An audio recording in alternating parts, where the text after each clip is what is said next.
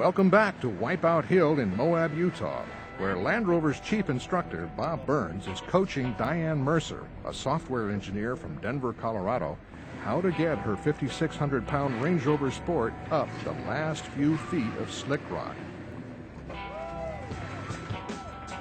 Everyone piled out of their following vehicles, cameras in hand, to watch the newest Land Rovers and their novice pilots attack the rocks. Had I not been on these events before, I would have thought there was no way the Range Rover Sport could inch its way up the 25-foot-high, 40-degree sandstone incline that the Land Rover folks proposed we climb. Well, see, if we go more right, what happens is we run out of sill clearance. So that's why that one little rock's there. So if I push it way left, that gets my rear way over where we want me, and that gives us a perfect deal. Very gentle on the throttle. If you see me go like this, just back off everything, get on the brakes. We'll reevaluate what's going on. Otherwise, just keep going very gently forward. With their eyes glued to the hands of their spotter, giving them directions, one by one the drivers crawled, scooted, and sometimes squealed up the rock face.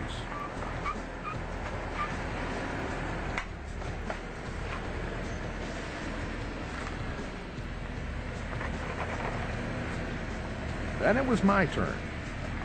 Jim Sweat had to stretch his hand signals way up so I could see where he wanted me to go.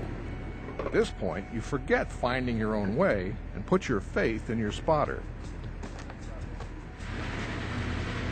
Notice how the front and rear wheels are powered thanks to locking differentials. The left side was turning as well. Not all SUVs have this feature. It made the seemingly impossible a mere drive in the park. Yeah, right.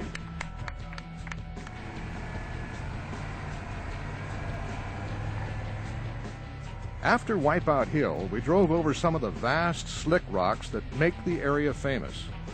By chance, there were 5 black Range Rovers at the rear of the convoy. It kind of looked like a presidential motorcade took a seriously wrong turn.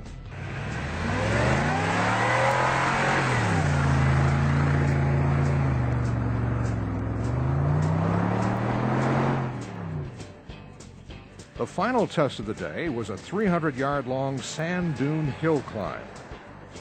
There was but one way to attack it, with plenty of throttle, momentum, terrain response in sand setting, and a bit of luck.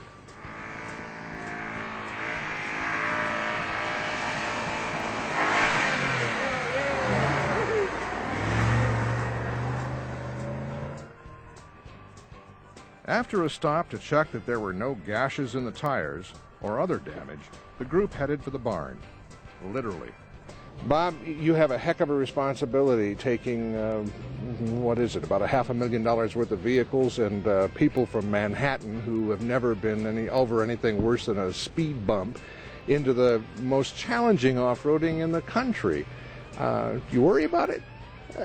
I don't know if worry is the right word, but we certainly focus on it quite a bit. I think it's a great opportunity. A lot of these people are owners, and they have no idea of what their vehicle's capable of. More importantly, they have no idea what they're capable of. So I think we ease them into it. Our trail today, as you saw, starts out gently and ramps up.